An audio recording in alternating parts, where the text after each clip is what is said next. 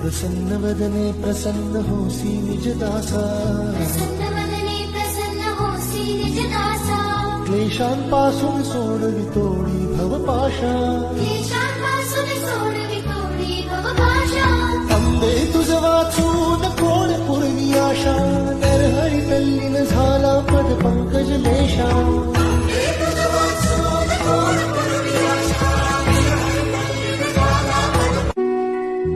प्रसन्न वदने प्रसन्न होसी निज दासा क्लेशांपासून सोडवितोडी भवपाशा